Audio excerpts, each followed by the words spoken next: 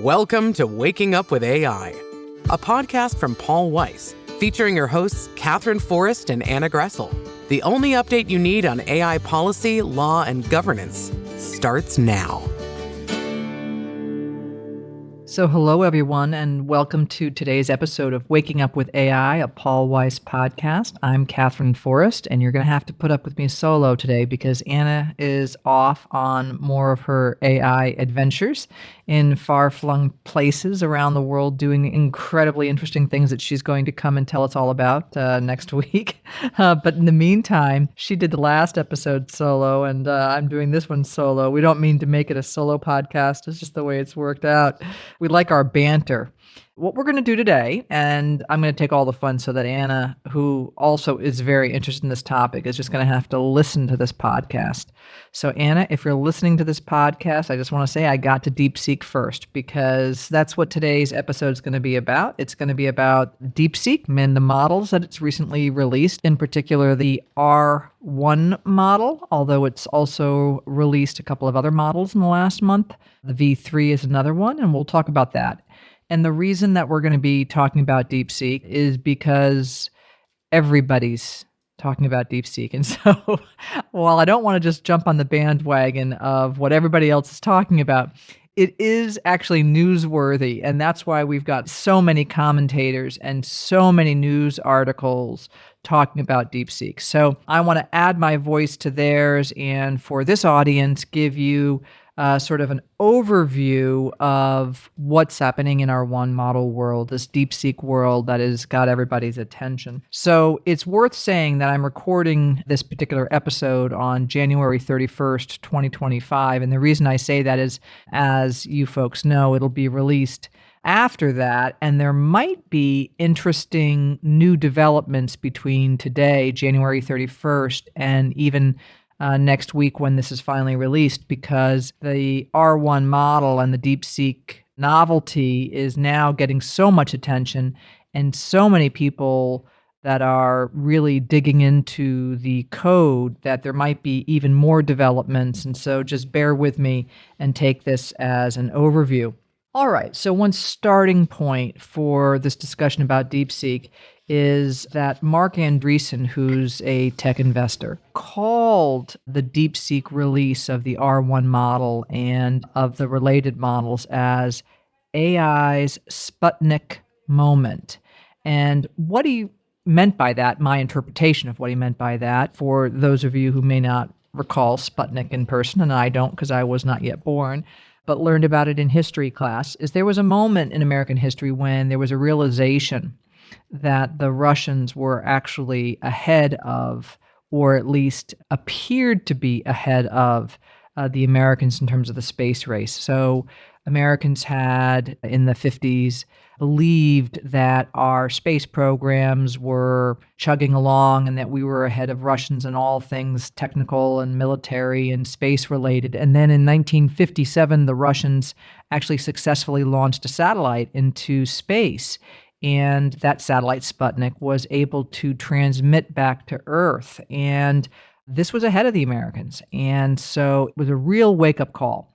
And many people attribute the concept that the Russians were able to produce this satellite, this transmitting satellite ahead of the Americans' ability to, or at least the Americans' launch into space, that caused this sort of awakening. And so when Marc Andreessen says this is AI's Sputnik moment when we're talking about DeepSeek, we're talking about the fact that we have been in the United States ahead, and really very proudly so, of many parts of the world in terms of our AI development efforts, with a variety of different companies located in different parts of the country, but a lot of it in Silicon Valley, but not all of it in Silicon Valley. And we've got these companies that are really well funded and coming up with highly capable models and lots and lots and lots of technical advancements.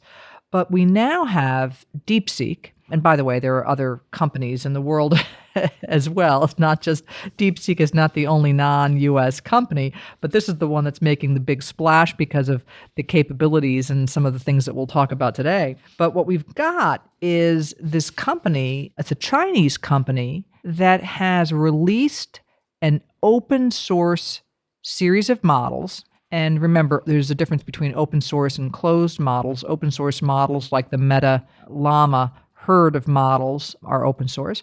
Open source models allow people to see the code, get into the code, work with the code, and the DeepSeek models are also open source. And so that's really a big advancement. So the Sputnik moment happens a couple of weeks ago, and let's dig into that now and talk about why that happened. So on December 26th, there was an initial release of an early DeepSeek model, the V3, and the technical paper relating to the V3 model came out. But that's not what caused the big headlines. What caused the big headlines was on January 20th, 2025, which was just 11 days before today when I'm recording this, there was the release of the R1 large language model, the R1 DeepSeek LLM. And that is a chatbot. And you can actually download it onto your phone. And it almost immediately, within days, became the Apple App Store's most downloaded app and continues to be one of its most downloaded apps, although there's some now sort of restrictions on getting it. Not regulatory restrictions, just it's being sort of rolled out in a different way. But before this, no one really had been paying a huge amount of attention to DeepSeek. They were a tech company, but they were a tech company that only came into existence in 2023, in May of 2023. DeepSeek is the subsidiary of a company called High Flyer Capital Management, which is a Chinese hedge fund. And that Chinese hedge fund is owned by an individual, or at least I don't know exactly what the ownership structure is of High Flyer Capital Management, but an individual named Wenfeng, Wenfeng, from Hangzhou, China, who was associated or owns, I don't know which, the High Flyer Capital Management started in May of 2023, the DeepSeek subsidiary, which was dedicated towards AI model development. So they start working on it after now we've got ChatGPT already released. If you recall the chronology of things, we have ChatGPT released in the late fall of 2022. Kevin Roose of the New York Times does his article about his Valentine's chatbot experience with ChatGPT on February 14th. Or I guess he releases it probably on February 15th of 2023. So we're in May of 2023 when this company gets started. And DeepSeek, so it comes out in May of 2023 as a new company and starts working away on its various models. And it comes out now in late December and then into January with these R1 and V3 DeepSeek models. So what's surprising about them? Why do we care so much about the release of these Chinese models that are now available to people to download? Well, first of all, they're highly capable. And so let's just start with that. And then we'll get to one of the big punchlines. But they're highly capable models. And they're compared to the OpenAI O1 model and also in the technical report that DeepSeek itself had put out. And you can get that. It's actually a technical report dated December 27th, 2024. And you can get that on Archive, ARXIV. They actually talk about their own models being similar in capability to, and they claim advanced in capability to the Claude Sonnet family of models and also the Llama herd of models, and then the O1 model they also compare themselves to. So you've got this highly capable set of models, particularly the R1, which I'll be really focusing on, and the reasoning models. And so what does that mean? Well, like the O1 model, it is a model which can engage in chain of thought reasoning, meaning that the model is able to, in a sort of step-by-step way, explain how it gets to a particular answer. And this chain of thought reasoning, as you may recall from a prior episode of this podcast, is at least one way that a number of engineers believes actually increases the accuracy and the reasoning capabilities of certain models. That when the model is asked to essentially slow down, take things step by step, explain the reasoning, that for some reasons we understand and some reasons, frankly, we don't understand, the model does better with the actual reasoning. So the R1 model is a reasoning model. All right. So it's highly capable. And now it also, when it has presented its measurements against other or metrics against other models, it scores, it claims, above them in math reasoning. And math reasoning is a particularly complicated area of reasoning for LLMs. And it scores either at or above other models in terms of other kinds of reasoning. And so highly capable. Now, what's the big deal? We've gotten sort of used to these highly capable models that are out there, and we'll talk about some security implications in a moment. The big deal is that this model is allegedly, and we're not able to fully test this, a lot cheaper to make than the other models that I've been mentioning during this episode. There is a claim in the technical paper that it cost $5.57 million to train the DeepSeek V3 model. And similarly, there are $6 million has been thrown around for the R1. Now, that sounds like a lot of money, and it is. But you should know that many of the models that we've been talking about, like the OpenAI models or the Meta Llama Herd family of models or the Claude Sonnet models, that these models can cost many tens of millions of dollars to train. Why? Why are models expensive to train, and why is the DeepSeek model group not as expensive to train? Well, as you recall, there are three big components of AI that has made it into this juggernaut that we see today. You've got to have architecture advances. We got that with transformer architecture. You then have to have compute, which is made up of two things. It's made up of highly advanced semiconductor chips as well as energy, whether that be through solar power, fossil fuels, or nuclear power, whatever the source of energy is, in order to allow the computational processes to occur. And you've got to have data. So the cost, one of the huge costs, is in that semiconductor chip area, the compute area, plus the energy. And what the DeepSeek models do, allegedly, this is what the paper says, is they use far fewer chips and much less energy.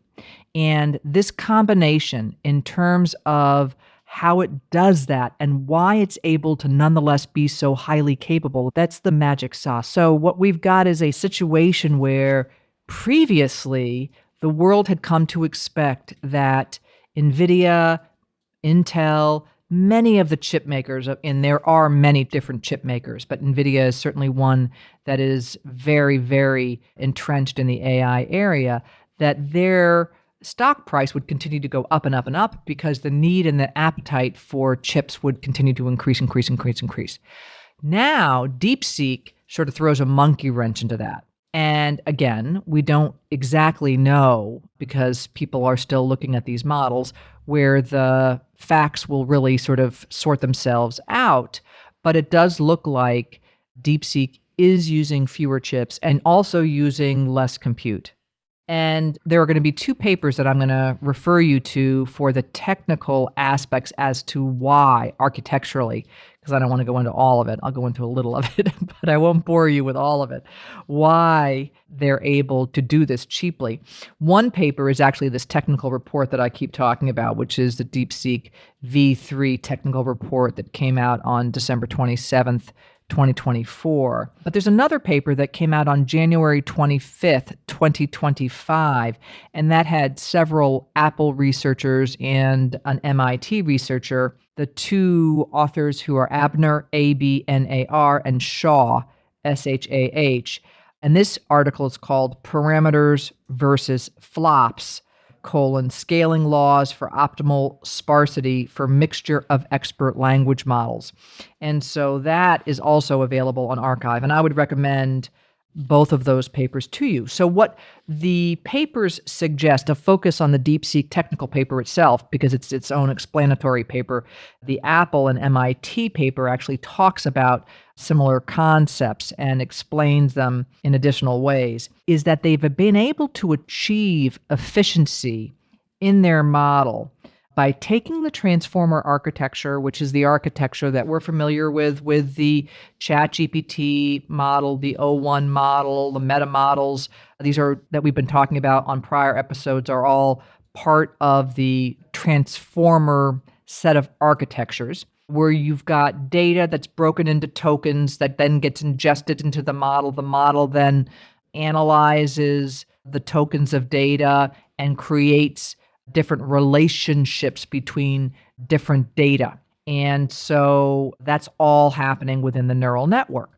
So what the DeepSeek model does that's different is it doesn't analyze one token at a time at lightning speed, as some of these other models do, but it engages in what's called multi-token prediction. And that was actually proposed for the first time, I believe, by Meta over a year ago, but now has found its sort of public moment in the DeepSeek R1 model. And so the efficiency is achieved through this multi-token analysis. It also uses something called a mixture of experts technology, which we've mentioned in prior episodes. And that's when different routines are broken down or different tasks are broken down, and you have maybe one portion of a model that is an expert in one type of analysis conduct that type of analysis. That's also at work. And then there are various ways in which DeepSeek also trains its models that create yet additional efficiencies. So here's an example that was given to me that I think is actually really useful to help explain this. If you want to make wine, and I like wine, I like actually Sauvignon Blanc, but if you want to make wine more cheaply, but to have a taste that's as good as a wine made very expensively, you can either figure out a way to make the grape, say, for instance, juicier, or have the sugar content that you want and the other taste content that you want. Or you can figure out a way to make the machinery that extracts the ingredients that you want from the grapes more effectively. And so you've got sort of two ways of doing it. You can either invest in ever genetically juicier grapes, or in trying to find a way of taking the first grape without making it ever more genetically complicated and just extracting the contents from that grape more efficiently. And it's that kind of efficiency extraction that is at work here. So what's at work here with DeepSeek is taking a transformer architecture, taking the data, taking the tokens, and doing the process of analysis much, much more efficiently, and of training much, much more efficiently. There are a couple of issues that I want to raise with the DeepSeek models, and it's early days, so we're going to learn a lot more about all of this.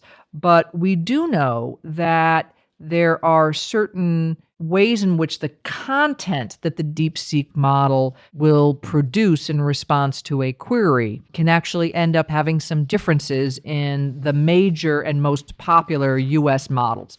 So, for instance, there's been a couple of studies now that have said that the DeepSeek model is, and these are just studies I'm looking at, if you look at bgr.com/tech/DeepSeek-R1-harmful content and the Encrypt study, ENKRYPT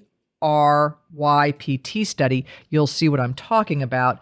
But there's an analysis that says that there's more algorithmic bias by 3 times within the DeepSeek R1 model than within the Claude 3 Opus, or that the DeepSeek model is 4 times more vulnerable to generating insecure code than OpenAI's O1, or that it's more likely, the DeepSeek model is more likely to create more toxic content, to output more toxic content than the GPT-4o model. And the article goes on and on. So that's going to be interesting to watch. I think that there are going to be a lot of folks who are going to be studying this model to see whether or not, in fact, those biases and that harmful content is, in fact, true or not. We do know that the DeepSeek model has been trained not to give certain answers that relate to certain Chinese political events.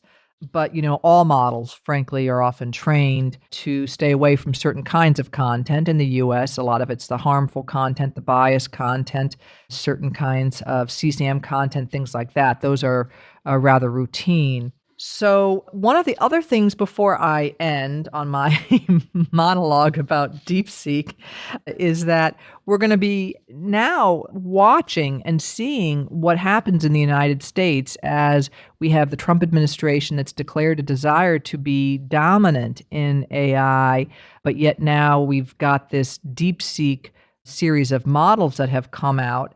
And we know that the U.S. has been exploring sanctions and export controls that have been designed to really hinder or slow AI growth in certain parts of the world for geopolitical reasons for a little while now. And actually, on the eve of the presidential transition, the Bureau of Industry and Security, which is part of the Department of Commerce, came out with something called the Artificial Intelligence Diffusion Framework. You got to love a title like that, right? The Artificial Intelligence Diffusion Framework, all right, whatever, that actually extended and unified certain kinds of export controls that related in part to a number of things, but in part to semiconductor chips. Those are, again, going back to what we've talked about now, part of the essential compute requirement in order to really power the AI models. But what DeepSeek has said is that while export controls